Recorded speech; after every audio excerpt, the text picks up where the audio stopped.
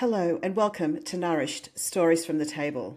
I'm Mel, your foodie godmother with over 15 years of kitchen wisdom. My love language is cooking and feeding people, and I truly believe that there is something magical about sitting around a table, passing platters of delicious food, cutlery clinking on plates and wine glasses being filled.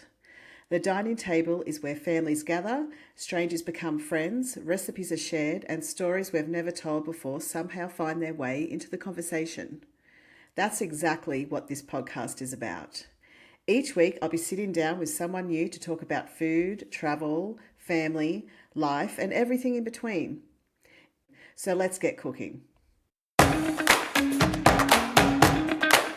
Today's guest has spent more than 30 years in professional kitchens, but his love of food began long before he ever put on a chef's jacket. Growing up with a Maltese father and a Chilean mother, Ed was surrounded by two rich food cultures. That blend of traditions sparked a lifelong curiosity, not just about cooking, but about the people, history, and stories behind every meal. Working alongside some of the industry's most respected chefs in acclaimed restaurants across Australia and overseas. Today he runs a successful business in Chile, trusted by embassies, corporate clients, and private guests alike. But beyond the impressive career, Ed believes that travelling through food is one of the best ways to understand a place and its people. These days, he also treasures something that can be hard to find in the hospitality industry: time. Time to be present with his wife, his daughters, and the life he's built in Chile. So, pull up a chair and meet Ed. Welcome, Ed. Thanks for coming on to Nourished. No worries. I'm actually, this is my first podcast, so maybe a little bit nervous. No, but That's all right. no, I'll be but pretty gentle. excited. Thank you. Thanks a lot. Yeah, good. Yeah, no, we're very, very excited to have you on because you have a very interesting career in the food industry as a chef. And I'd like to start with asking you where you are first. I ask every guest where they are in the world because we have people from all over the place. So where are you? I'm actually in Lorena in Santiago, Chile. So, um, yeah, been living here for the last, what is it? Oh, it's nearly, February it'll be going on to 12 years. 12 years, right? Wow, that's great.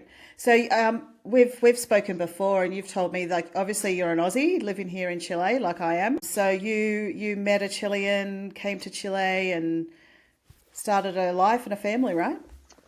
Yeah, that's right. Like my mum was Chilean. So I've got that background, and it happened to be that in 2012 I came out here with my mum, and this might sound like an arranged marriage, but it wasn't. But like I met my wife on that trip. So my now wife on that trip. So and yeah, so it's been yeah, it's been a big process. Like moving here and like setting up shop here. It's been quite an experience. I've only been here for 8 months now, and I was just surprised at how livable Santiago is. It's a great city to live in. It's so diverse, and there's always something happening. So I can see why you have made that move. Yeah, look, it's we stay for the wine, I think. So, you Well, know, absolutely. I'm not a massive fan of red wine, but since I've moved here, I have grown a very big taste for it. It's I and think it doesn't give you as much of a hangover as Aussie red wine does that I found. I'm not too sure about that. Depends on how much you're drinking, I guess. Yeah, But at the same time, like a lot of people don't drink very much white wine here, which I yeah, find really like not odd. It's just like I think that just the culture is sort of embraced the vino tinto and they like that bold that really bold sort of like red wine with their steaks and with their yes, asados, and I think that's it's I guess part of the culture. yeah, And but absolutely. I think that we like a lot of people are missing out on the amazing white wine range that we have here in Chile. I'm missing. I love a Pinot Gris, Sauvignon Blanc, a good Riesling. I haven't found a good one of those Lava yet. So, Riesling, yeah, lava yeah. Riesling, The lava Aussies do a Riesling. very good Especially, Riesling. I think it's also that we're really obviously because we have so much Asian culture in our food in Yes. Australia, or that Riesling always lends really well to those spicy foods, and it's we're very lucky to have so much Sauvignon Blanc that comes even from New Zealand for that matter, not just Yeah. Australia, but it's I know a lot of people sort of turn their nose up to Sauv Blanc, but it has its place, and Yeah. but I'm a bit of a Riesling fiend, so. All right. Well, we need to go on the hunt and find a good one. I think I think there's a lot of wineries that sort of missing the marketing there on how good a Riesling and how diverse a Riesling can be. So I think that's a really important. I think I think we'll be on the hunt for quite a Yeah. few wineries looking for the best Riesling. I'm not mad about it. That'll be a good problem to have, right? Go on wine Yeah, hunting tours. totally. As I mentioned in your introduction, you've had quite a expansive career in food. Can you briefly tell me how you started and, because you started in Australia and then you moved overseas? Yeah, look, I wanted to be a ski instructor when I was younger, and I thought that was going to be the dream. And just happened to be that I was in Canada and on a ski lift with some guy in a chairlift, and I turned around to him and asked him, like, what do you do? What do you do here? Do you work here, on the ski slopes? He said, I'm a chef, and I was like, wow, okay. I said, well, why aren't you cooking now? And he said, oh, look, I actually prep up everything for the hotel. I went back to Australia, wanted to become a ski instructor, got my certification, and then obviously in Australia we had a really bad season at the snow and didn't have any work. So it sort of cottoned on that guy that I met on that chairlift, and I thought, maybe I could be a chef, or maybe I could be a cook. And then one of our family friends, Matt Beaumont, who had a catering business, I asked him for a job, and he also he'd sort of said to me, you like cooking, why don't you get into it? And from there, we started this mobile catering business that had been in the family for quite a few years, and learning how to cook, very basic things, and then moving into working in restaurants and well, started with pubs and then worked into restaurants and just started working my way up uh, of the caliber of restaurant, I guess. The pub scene was, was fantastic to be doing big numbers, but I guess for myself, I just always wanted to see how far it could go. And then the same business that had this pub, which was the Mentone Hotel, but they also had a fine dining restaurant. And I remember asking if I could go work there, just to get some experience and get better at what I was doing. Ended up working on my Wednesdays on my day off with a chef called Ian Curley at the point, and he was like this British chef that just he was actually quite scary. That was my introduction into fine dining, and it really sort of opened my eyes up to a world that was so much bigger than I thought was possible, I guess, with cooking.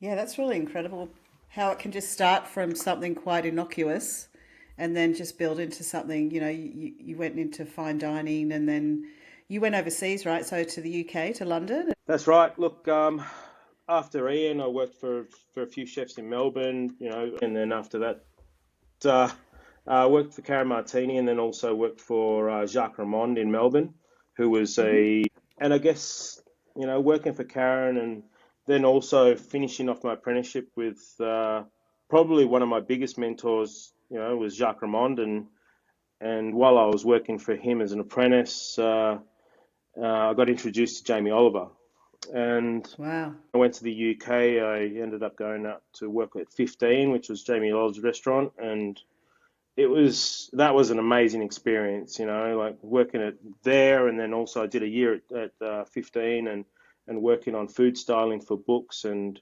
helping, like another person who's Ginny Rolfe, who was like she's probably the most one of the most amazing food stylists I've ever come across, and they just really sort of embraced me, and it also gave me an opportunity to later on to work on my days off. I go and work at Gordon Ramsay restaurants for free, and just Yeah, to gain wow. experience while I was over there. And we'd take some of the students from 15 there for the day, and then some of them were offered jobs afterwards, which was fantastic, It's because incredible. the whole social project that Jamie did there was amazing. And then it also opened up a window for me after I left, 15, that that I went and worked at St. John restaurant in London, which is, it's all about the whole using the whole animal from nose to tail. And I was very fortunate to be there when it was the 10th best restaurant in the world. So Wow. Wow, what an honor. yeah, look, that opened up, like meeting people like Anthony Bourdain, and you know cooking for Kate Moss, and all these, just all these like crazy experiences that happened while I was in the UK. I'm very grateful and very thankful for all the people that I guess put up with me. Yeah. But also, I had an amazing head chef at St. John in Chris Gillard, and he was so supportive, and just an amazing, and along the way, I think something that I've been really lucky is that we've had so many amazing chef technicians that you're willing to give their knowledge away to you, and not be kind of holding on to it and saying, oh, this is just me, and Yeah. I'm not going to pass it on. I just think and that's something that I've always been very strict on, that I want to be developing my technique and developing my knowledge of food as well, Yeah. to be able to pass it on as well. Yeah. Food and food knowledge that's passed on, like that's an incredible gift to give somebody, I think I so. think. Like Yeah. I think it's one of the most beautiful. When I came back to Australia after the UK, I worked at Vue de Monde, which is, I think we're probably still we were probably still the only restaurant in Australia to win by Gourmet Traveller the best restaurant in Australia 2 years in a row. And Wow. we had a head chef there, Ryan Clift, and he was just the most technically brilliant chef, and he was just so curious, and the curiosity of what he, whether it was a technique or finding out where ingredients were coming from.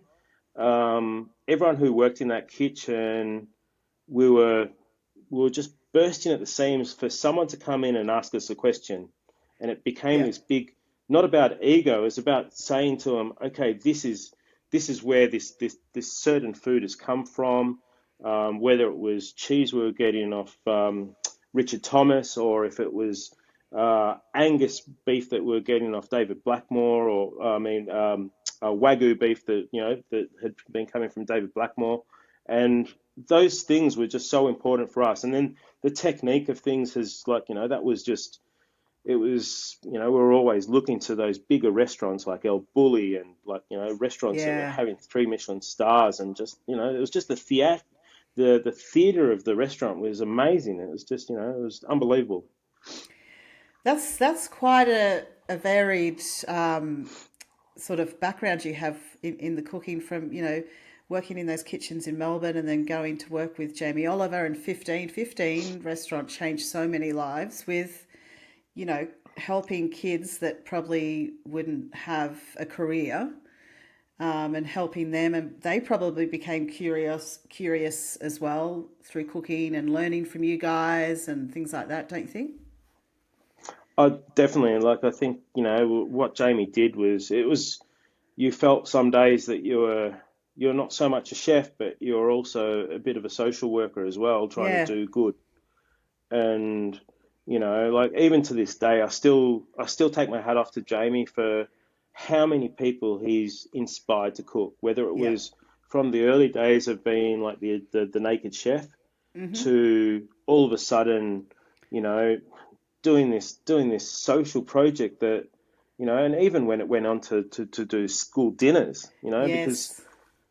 we had a lot on our plate at that stage. And I remember Jamie coming in for that meeting and saying, okay, we're going to try to change school dinners, and all of us were like going, oh, far out. And it was a huge project, and something so dear to him, and also for the progression of food in England.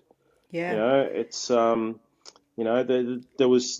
are so many amazing chefs in England, and I think before I'd gone there, there was like this kind of changing of British food not being just British food, but just like encompassing all these cultures that had, that had come to, England, something somewhat like what Australia is as well. Yeah. We're Melting really pot. lucky that this melt exactly that melting pot is just like something that's amazing, and there's so much inspiration to be taken from those different cultures and different techniques and different Yeah. and why I'm a bit of a food nerd. Like I don't read very many books except for cookbooks, so Yeah. like I love hearing those stories of how food became, I guess, a staple in certain cuisines. Yeah. Yeah. Absolutely. No, that's fascinating. Okay, so we're going to get on to the questions section, which will bring out more of your story and what, your whole food journey has been. So the question is, and I think you've sort of explained this, but who sort of inspired you to cook other than the gentleman on the chairlift in skiing, would you say? Look, I think like from a very early age, um, I can remember family lunches, especially when we were in Sydney, that we'd like my aunties and uncles would show up, and we'd always go down to Sydney uh, for Christmas and New Year with my mum and dad. And I do remember like specific lunches that there was just this spread on the table of all these foods, and it was either Maltese food. My father was Maltese but born in Egypt, and my mum's obviously from Chile, and mum would sometimes bring empanadas, or dad would, bring like this macaroni dish that we have that, was kind of like this, like cooked in a red sauce and baked in the oven, and kind of like a pasta bake, but it was just delicious. And my uncle would bring in well, I remember mum sort of turning around to me and sort of saying to me, "Oh, how was that dish?" And I said, "It was great." And then, I said, "Oh, the chicken was beautiful." And then Uncle Charlie was sort of sitting in the corner and smiling, and it was actually rabbit. And, Oh, they told me it was Uncle Charlie's rabbit, and I was like, "Oh, I didn't feel so good about that."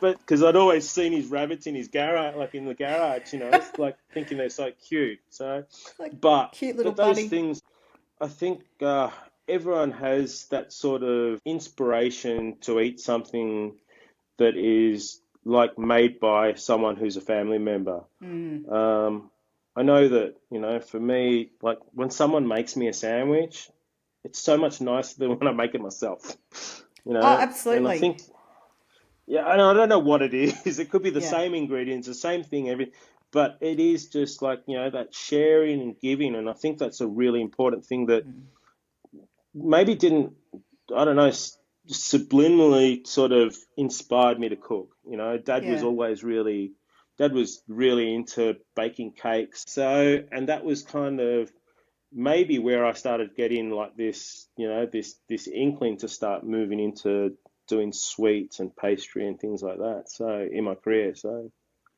Oh, great. yeah, I think Yeah, I'm pretty sure it's just something that's inbred in you somehow, but I absolutely. think, spending time in the kitchen, sitting on a high chair or something while my nana was cooking cooking gnocchi or things like that was, I, th- I think it was inevitable for me to end up being in the kitchen. In some shape or form, absolutely. I love that. That's right. Yeah, yeah. And the world's a better place for it, right? Because, I think watching our, parents and our aunties and uncles and that they pass that knowledge on to us, and we just spoke about that before, how sharing these things can just be carried on through the generations and hopefully to the generations. I mean, are your kids into cooking?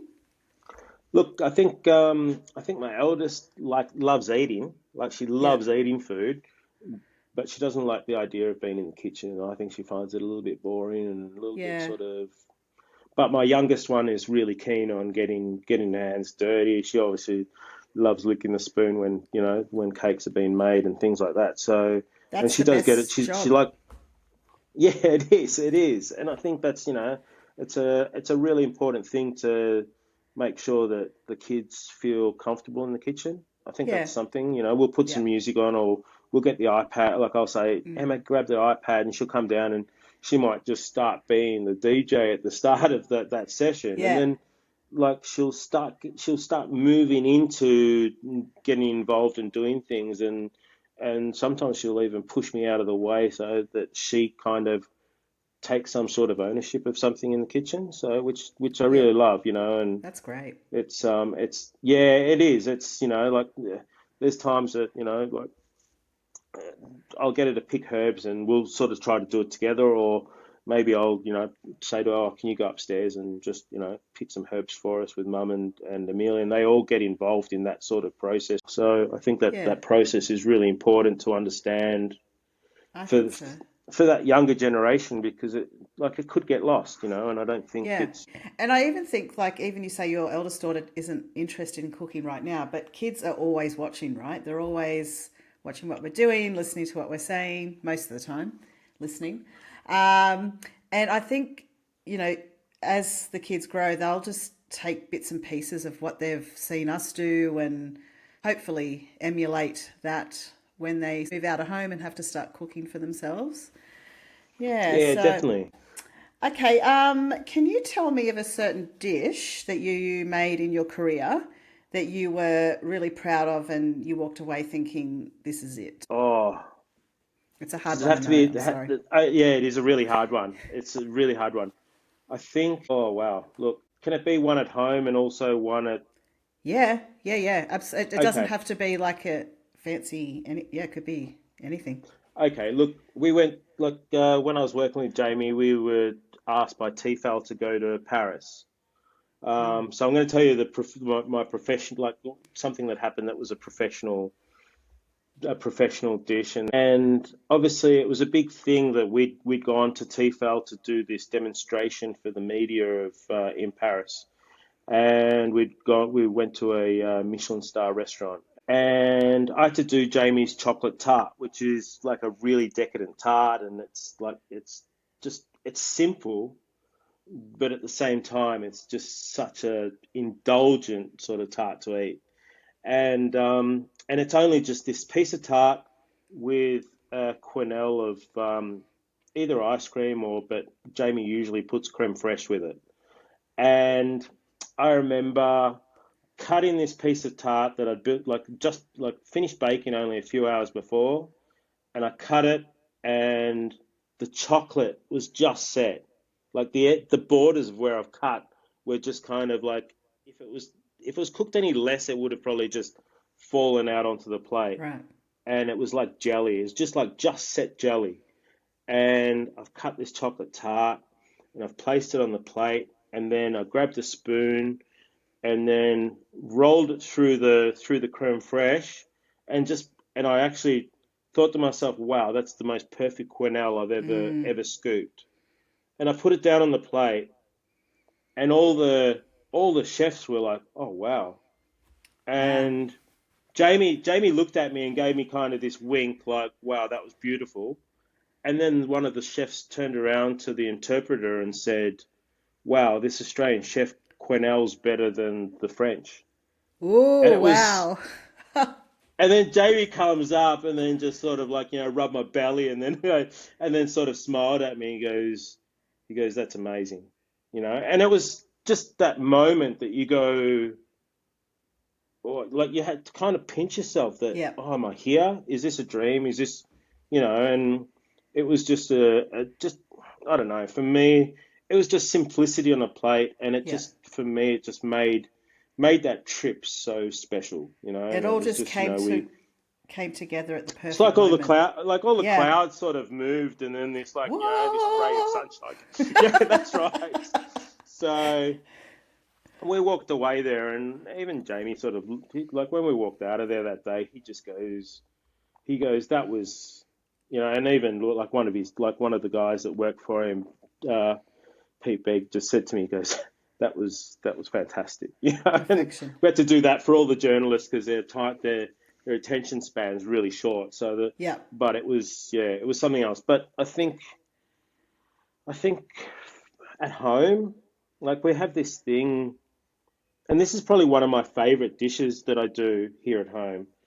And you can get some amazing fish here, and we do this kind of ceviche. It always changes. It's either a ceviche or it's a Mm. tartare of some sort of fish.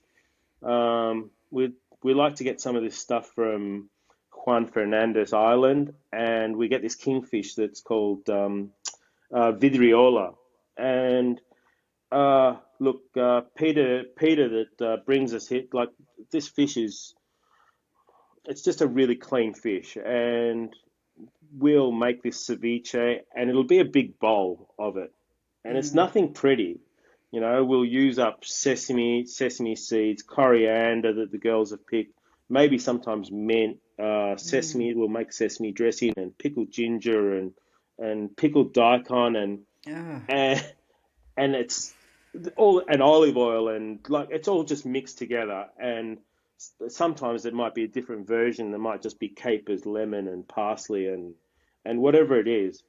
And the three of us will have flatbread with it, and all of us will have the bowl sitting in front of us.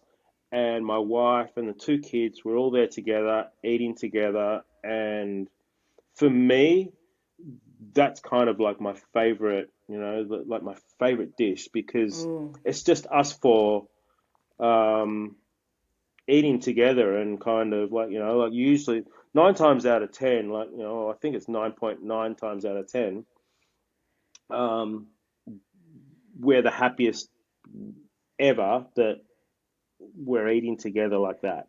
How could you And not be sometimes with a we'll, bowl of that? And yeah, yeah, incredible with your yeah, family. and I think it's something for me that's the most important for me that, when we do that, instead of having fish and chips on a Friday, Yep, sometimes we'll just do that, and that sounds it a remind very. it kind of reminds me of like Dad just going to the fish and chip shop, which we don't have many fish and chip shops here, No, like we what we don't. do in Australia.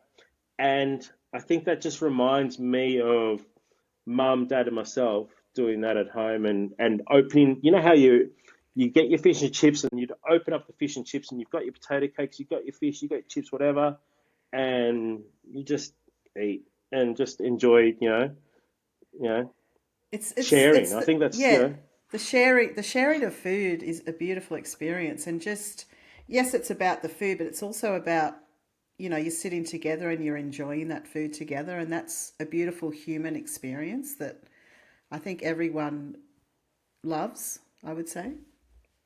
yeah, like, it's more people should do it. I think all these world leaders should sit down at a table and start, Oh, breaking bread together. Maybe they'll y- maybe we can they'll solve understand a some little bit world. more. Yeah, yeah. Because, I mean, it's, as I've said this before, when you sit down at a table and you are breaking bread with somebody, it's an equalizer. Everyone's equal. There's no hierarchy. Well, I would hope so. There'd be no sort of, leave the ego at the door sort of thing. Let's just come in, break some bread together and just be humans together. That's what I That's, love. and I think that's, you can talk. It's actually quite a calming thing.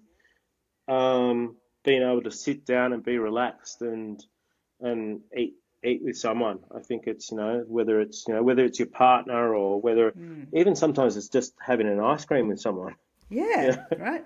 It's just sitting on a park bench eating an ice cream Yep. with someone and watching the world go by and just, It's that beautiful human connection. Absolutely. Next question. If you could go anywhere for dinner in the world, I could teleport you anywhere. Where would that be? No budget, like oh, no, can doesn't I go matter to what. multiple places? Sure.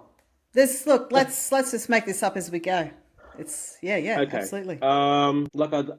Like I've been to Japan several times and I love the simplicity of the food there and how complex it can be as well. Um, I think Chinese food was always a big thing when my uncle used to take me to in Sydney to, Hmm. and he'd keep on bringing the food till like I couldn't eat anymore, which is quite gluttonous. If I had to go somewhere, I'd probably go back to St. John restaurant Hmm. and have their, and this was actually Anthony Bourdain's. like ultimate last dish, but I'd go there and have a meal there because Okay. it used everything. It just, there was, the bone marrow and parsley salad was like, his favorite dish, but and that was a starter, Yeah. and then after that you'd go on to something that like, whether it was a fish course or even some of the meat courses, and then you go to dessert and it was something so simple like they had a chocolate ice cream that was the only thing that's served on the plate is one ball of chocolate ice cream. That's it. Wow. And, It didn't need anything to go else, in, obviously. doesn't need anything else. They did a Yeah. lot of research in different chocolates and I'm pretty sure they used a chocolate from Madagascar from memory. But things like that, were just amazing. Or I'd go back and, eat Jamie's chocolate tart, or there's just so much food. There's so It's a hard many. question to answer, isn't it? Because, It's yeah. yeah, it's a loaded question with me because there's Yeah. I've got so many like beautiful food memories of making food and having to try them in different sections that you want to have the ice cream or the pastry of a tart or Yeah. and you have to eat all those things separately and then bring it together and then try to eat it on a plate. And I think sometimes that doesn't happen in kitchens that Yeah. people when food does get a bit confused, it's probably because someone's been just maybe too creative and not actually eating what's on the Yeah. plate, you know? Yeah. So Absolutely. I think, Bring bringing all those things together, like separately, and putting them all into one dish, and then tasting. And I've always said to a lot of people, you need to taste all along the cook, right? Just to make yeah, sure that's that it. right. Yeah. You Absolutely. taste it Okay. all the time. Yeah. Yeah, especially with sauces for things. Yeah. As it's reducing, you don't want to take it too far. No. The the the viscosity on your tongue is like like your saliva can't break it down because then it can either end up being too salty or it Yep. just doesn't have that luxurious flavor that especially when you finish things with butter and things like that. That's a lot of people sort of miss those small techniques that come along the way as you learn how to cook. But I think that's something that it's so important. Just taste everything, and we've Exactly. got a we've got a thing that we smell and also taste things as we go as well, and it's your opening up all these senses, not just the visual, not just the taste of something, but the smell, the The aroma. smell. When something Yeah. comes, like I remember people telling me stories of people in Carlton that restaurateurs used to get a pan of oil and fry off a little bit of garlic, right? And they sort of go out the front so that as people walking past would smell that sort of like cooked garlic and go, and then Ooh, they'd walk straight into their restaurant. So it's not for that's a good everyone, little but tactic. yeah. Like the Pied Piper of That's that's restaurants. right. That's right. Come on in. Yeah. It's funny, that smell, the smell of things. Like every restaurant has its own smell, and it's not that it's a smell like as in bad. It's a smell of certain things that are cooking. You walk into it like you walk into the back door of a Middle Eastern restaurant. You're going to smell those Oh pungent yeah. spices like cumin and uh, and caraway and things like that you're Yeah. going to smell as you come, or garam masala, things like that or al hanout that you'll smell as you're coming in, or an Indian restaurant that you'll smell that garam masala, sorry, Yeah. and then and other restaurants like it's just I used to love just before I'd walk into work, it's because there was that sensation that you could smell like obviously you walk into the kitchen and it's hot Yeah. but It's hot. and then sometimes a lot of chaos, but that smell of like walking into a kitchen, I love it. Yeah, Love it. absolutely. I went out for lunch yesterday and had a beautiful bowl of pasta with burrata on top. And the first thing I did was lift the bowl up and bring it to my nose Yeah, and just wow. got all those different smells in. Oh, it's yeah, taste and scent is really important with cooking because you eat with your eyes, yes. Like it's Of course, you want things to look nice, but the most important is taste and smell, I would say. that's right. Yeah. No, a little test is like sometimes you don't really taste properly an apple. Okay. You've got that apple taste, but if you hold your nose and bite into an apple and then let go of your nose after you've taken, you'll find this perfume of food that you've probably never realized before in an apple. And it could be a Wow. Granny Smith apple, it could be like a pink lady apple or whatever it is, but just hold your nose, bite into it, and then after that, then release, like from doing this, release, and you will just, your whole headspace Oh my just goodness. fills up with this cloud of like, like pure apple flavor that you just didn't realize is so prominent. Wow, that's incredible. I'm going to try that next time I have an apple. That's very Yeah, interesting. definitely. Yeah. Yeah, definitely. I've um I've done a little bit of research myself on taste and I don't know how true this is, but every time I've tried it, it works.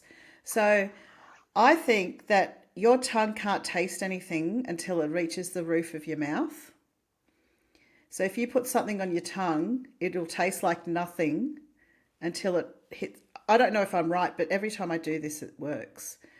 So next time you eat something, you could just place it on your tongue, and then wait until you hit the roof of your mouth, and that's when you get the taste. I don't know if that's scientifically true, but It give might it a be, go. it might be because, yeah, it might be because you're actually pushing. Now, obviously, we've got like on our tongue, you've got all these little taste buds, and they're all shaped like this.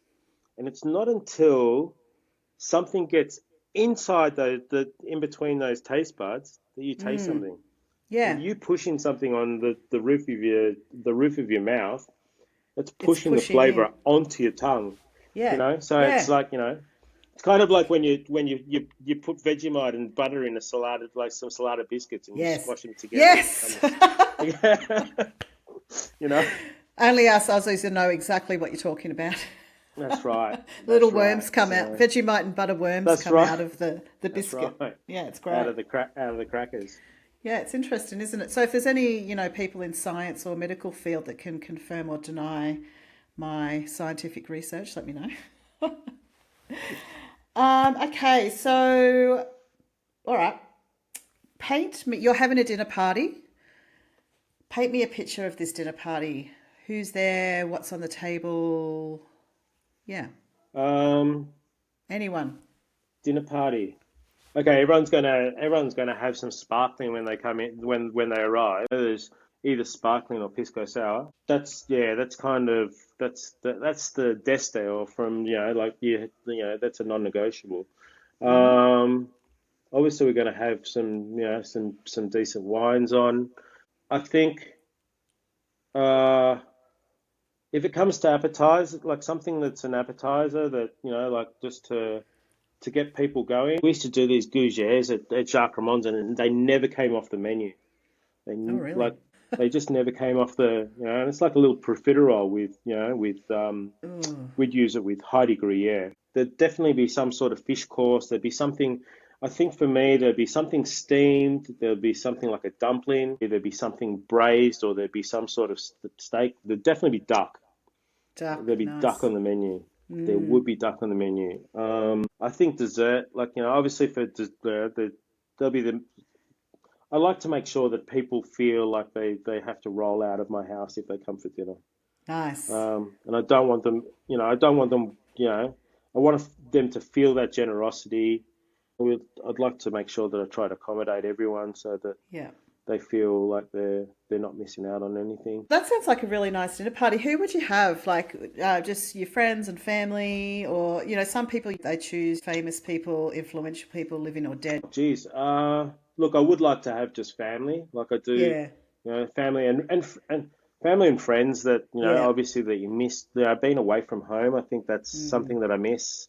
Being able to say, to your best mate or your best mate, say, hey, come around for a barbecue, or come Yeah. around for, or catching up with them. That's, I guess, that part of being an expat, or Yep. living here as a foreigner. I think you miss the most. Yeah. The people that you've grown up with is, obviously, there are people here that are fantastic, and I love them to death. But you do miss that connection of people that know you from Yeah. when you were a child or younger, or that you've grown up with. I think that's something that we miss. There's family members, that have passed as well. Like, like mum, dad. I'd love to be able to sit down and, I don't know, just to have a meal with them. I think my wife has taught me that, you can love your work and everything, but your work's not going to love you back. That's right. And these memories that you're making now are so important when people do pass on, that you can look back and go, oh, that was a funny time. That was a Yeah. beautiful time Yep. together. And that's something that, obviously with my work and everything nowadays, like, family's first. Mm. Obviously we've got to, we've got to earn money and all that sort of thing, but I think our emphasis is Yep. that, our time together is really important. I couldn't agree with you more. And that is really hard to find the balance working in kitchens and working at, at such a high level as you did. So it's great that you've been able to find that balance here in Chile. I'm super grateful that I can I can be a private chef. I can also, be what I think is the most important job in my, in my, list of jobs I have to do is, be a dad. Yeah, That's dad first, and then I'm a chef. So that's beautiful. I love that. That's really great. And it's, yeah, it's a hard balance, especially at that level. I was watching, there's a new documentary series called Chasing the Star, or the Michelin Star. So it's a series yep, of, they go around the world, and in each country, these restaurants that are vying to keep their star or to get a star.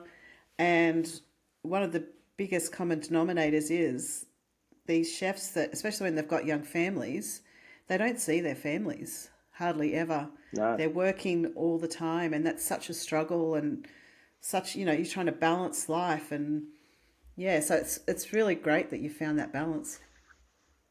Yeah, I think, there's a certain part of it that, you become you become a bit obsessed when you're Mm, working in a restaurant. You have to be over everything, and also to stay relative, and it was just all encompassing. It's mm, like you've gone to jail. It's yep, like you're in jail, and you're in this environment that you feel that you have to be there, every single day and every service. And I guess some of us feel that if you're not there, then it's a mm, little bit of a fraud that you're holding these three Michelin stars or whatever yeah, it is. And mm, I think Marco says it quite, when he handed back his three stars, it gave him some sort of freedom. yeah. That's very, very interesting. Yeah, and it's great, as I said, you found that balance. Very lucky, very, very lucky. What would you say is your most utilized piece of equipment or utensil in your kitchen? I think a spatula is one, Yep, like just to get everything out of the pot. And yep, I have this pot that's my favorite pot, and it's hung around for, God, we're looking at like probably 20 years now. And I got this pot given to me at a food show that we did with Jamie Oliver. And this pot has traveled with me.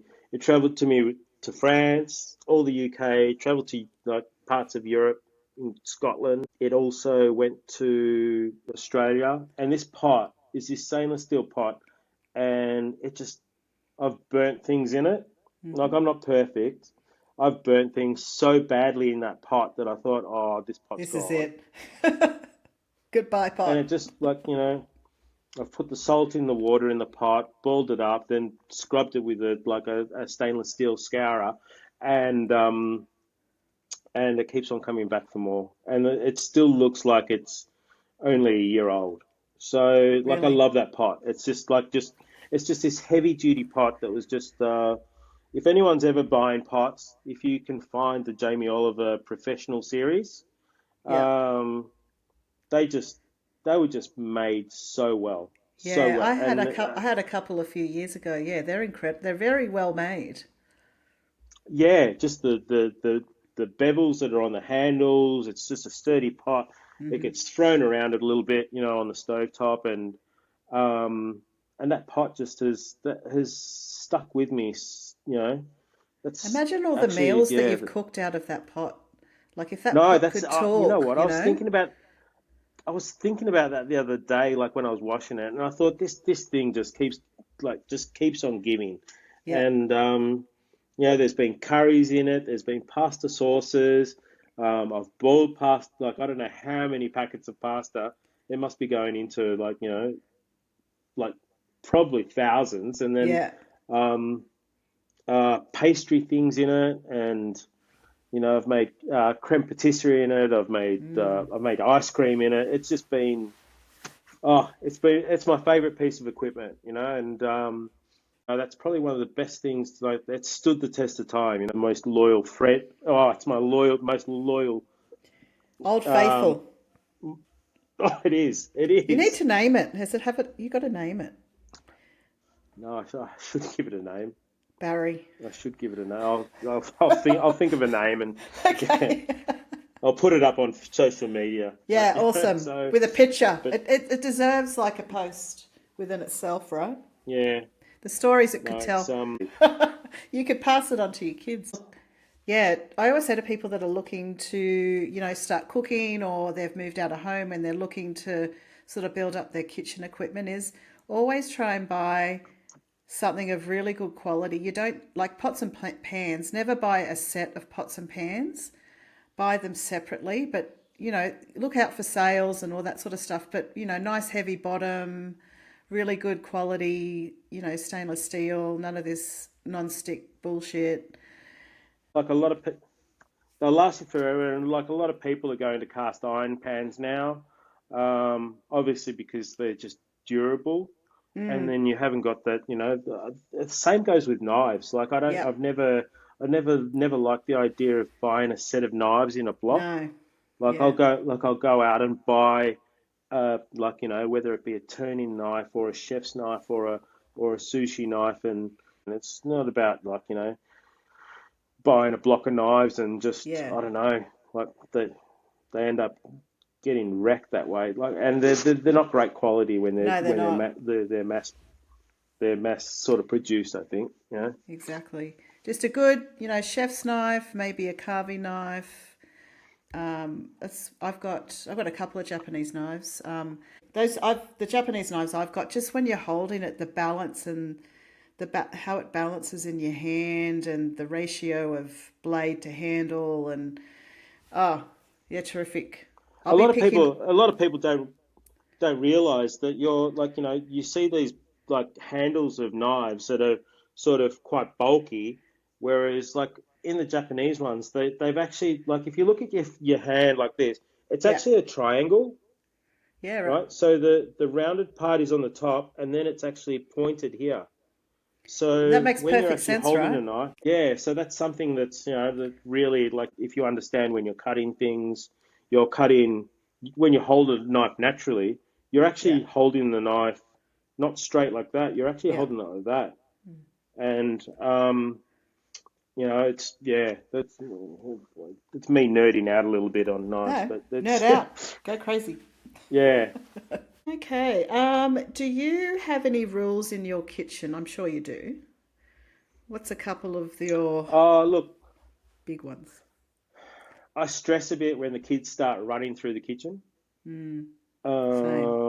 because there's just stuff going on. Like Yeah, you've got pot pans, it's dangerous. um, you got knives in the kitchen. It's a little bit dangerous. I've got that. And the only thing that's really a pet hate of mine is that if I'm cooking something or I'm putting something together and someone comes up and then grabs something out of the bowl and then starts eating it in front of me, and it's Oh like I no. haven't finished that yet. Yeah. I haven't finished Get that. your Like get your filthy hands out of that get bowl. yeah. So, but other than that, like if people come in and want to help, then I'm quite open to that. Yeah, I think the running in the kitchen like just freaks me out a bit. It's like kind of that's the rule. That's fair. Because the kids can start like they'll start wrestling. But I think that's the only rule. No running in the kitchen and uh, don't start tasting things till I finish because it's kind Yeah. of like especially It's a I've bit counted everything out. But it's a like bit rude. no, it is a little bit. It is a little bit. So, Okay. but All right. Do you have a foodie dream of, you know, something that you would love to do? oh look, I've got a fascination with bread, and obviously here in Chile, there's I think that fascination runs through everyone. Yeah. So I'd love to have a cafe or a bakery um, that just and just become a local bakery, like a Yeah. local restaurant, bakery sort of cafe.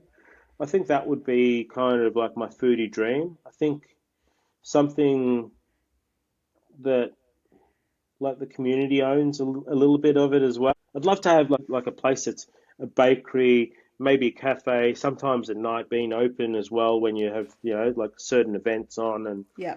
and maybe an offset of that, like another little shop that has ice cream and that kids, and close to a park that people's always like passing by to get a coffee um, and That maybe sounds even like a lovely. little burger joint and like a little burger joint, so you can use the bread that you're baking and yeah, and people you remember the locals' names and things like that. That's maybe even a fish and chip shop now. Like Oh, that that'd might be be another nice. thing as well to be Yes. attached to it all. So Can you please I'd do have. a burger with the lot? An Aussie Oh hamburger with the yes, I was lot. talking It's like the best thing ever. that egg, like the egg kind, the yolk pops in there, and it's like Yeah, kind and of that's oozing down. Oh, yeah, maybe. it's got to be that beetroot that comes from the can too. Like I, Yeah. Yeah, I like that. I like that that foodie dream. It sounds beautiful. I'll be a customer for sure. yeah. Okay, this is our last question. What is something that you've learned from being in a kitchen and cooking, like a lesson that you take out into sort of the real world, into everyday life? Look, out of the kitchen, there's a work ethic that we have in the kitchen that you really you try to do the best you possibly can Hmm. and produce something that you're going to be really proud of. Look, I think when I worked at 15, one thing that I kind of learnt while I was there, and it's something that I probably didn't give it enough emphasis till after I was at 15. And Jamie sort of said like, make sure whatever you do now, hopefully in 20 years, you're still going to be proud of what you did Yeah. right now. Hmm. And don't settle for just second best. Don't settle for like, if, I don't know, that those ingredients are going to cost you less as opposed to something that's going to cost you a little bit more, but you're going to like that the quality is going to drop. Like if you go for the cheaper option, or I think that it comes down to that pot as well. Like it goes Yeah. the pot that Yep. and I think that is something that you want to be the best version of yourself always. And it's resonated with me over the last 10 years, I think, since sort of starting to work for myself, and I think here in Chile, and I think that's kind of something that you want to be proud of what you're doing now for the future. We can sometimes get ahead of ourselves, and I think that's like be proud of what you're doing now, and um, Yeah, I love that. and really focus on like being able to be able to do something that you love, like be like I'm really lucky that I get to do something that I love. I think for me, there's times that cooking can be frustrating and it can be Definitely. tedious, and you have to deal with staff, which is sometimes like my hardest job nowadays. If you don't, yeah, if you don't have that trust in people, um, and they've given you no reason not to trust them, then I think that's kind of something that they'll grow with you. If it hadn't have been for people like Jacques and Ginny Rolfe and Jamie and Fergus and Chris and Karen and Kylie. She was like one of my best sous chefs, and I still talk to her now. Like they're just to be able to pass on that knowledge. You're either going to take it on and Yeah. be part of your repertoire, or you're just going to go, okay, it's there in the background. If something goes wrong with the way I'm going to do it this way, I can always revert to what Ryan told me. Exactly. Yeah. No, I love that. Like I'm always saying this: life is short. You don't have time to waste. Just do it. Just, you know, and in my first episode, I talked about, that question I asked that changed my career completely. And it's the same for you. You were sitting on a chairlift at the snow and you asked this guy what he did.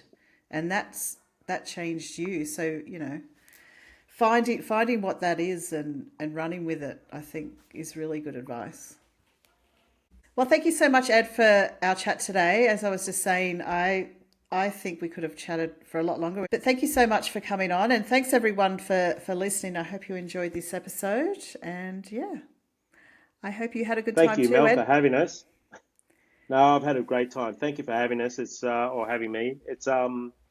Yeah, it's been great just to chat and also get to know you a little bit. Like we've only known each other for a very short time, but I Yeah, think no, it's fantastic what you're doing, and hopefully we'll get to see a lot more people that are keen around food and that are keen yes, to get around a table and get around a bench in a kitchen and really express themselves, I guess, because there's a yeah, lot you can tell about someone by, I guess, what they eat, what they cook, and their background, and I think a lot of that reflects in um, in what we do, on a daily basis in food. So, yeah. That's awesome. Yeah, thank you so much, and yeah, we'll see you guys oh, next thank time. you.